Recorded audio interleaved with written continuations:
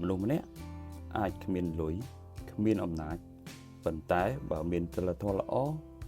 គាត់នឹងទទួលបានការគោរពពីមនុស្សជុំវិញខ្លួន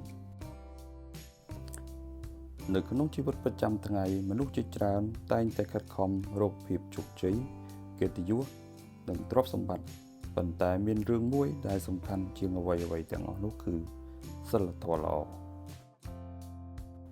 សីលធម៌ល្អមិនមែនកើតឡើងដោយចៃដន្យនោះទេវាកើតចេញពីការអប់រំការគោរពអ្នកដទៃនិងការប្រព្រឹត្តអំពើល្អជារៀងរាល់ថ្ងៃមនុស្សដែលមានសីលធម៌ល្អតែងតែនិយាយដោយភាពទន់ភ្លន់ស្ដាប់យោបល់របស់អ្នកដទៃនិងចេះគោរពគ្នាទៅវិញទៅមកពេលយើងមានសីលធម៌ល្អយើងនឹងទទួលបានការទុកចិត្តពីមិត្តភ័ក្តិគ្រួសារនិងមនុស្សនៅជុំវិញខ្លួន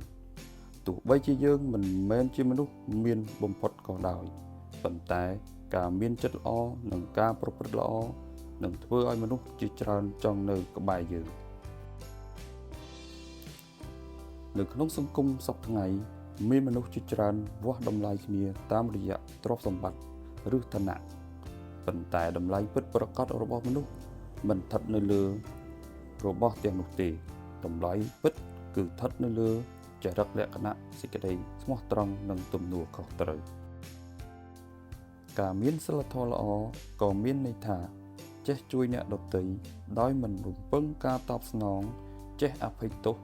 នៅពេលមានការយល់ច្រឡំនិងចេះអត់ធ្មត់នៅពេលជួបបញ្ហា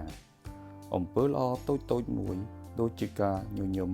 ការនិយាយពាក្យល្អៗឬការជួយគ្នាបន្តិចបន្តួចក៏អាចផ្លាស់ប្ដូរថ្ងៃរបស់នរណាម្នាក់បានដែរថាទ្រព្យសម្បត្តិអាចបាត់បង់បានសម្រស់អាចប្រែប្រួលបានប៉ុន្តែសីលធម៌នឹងនៅជាមួយយើងជារៀងរហូត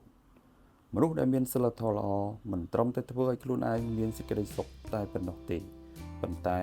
ថែមទាំងនាំមកនូវភាពកក់ក្ដៅដល់អ្នកនៅជុំវិញផងដែរដូច្នេះចូលចាប់ផ្ដើមពីរឿងតូចៗមួយនៅថ្ងៃនេះនិយាយពាក្យល្អធ្វើអំពើល្អនិងរក្សាសីលធម៌ឲ្យបានល្អព្រោះវាជាទ្រព្យសម្បត្តិដ៏មានតម្លៃបំផុតដែលគ្មាននរណាអាចដកហូតពីយើងបានឡើយតើសម្រាប់អ្នកសីលធម៌ល្អមានន័យដូចម្តេចបើអ្នកគិតថាវីដេអូនេះមានអត្ថប្រយោជន៍សូមជួយ comment follow page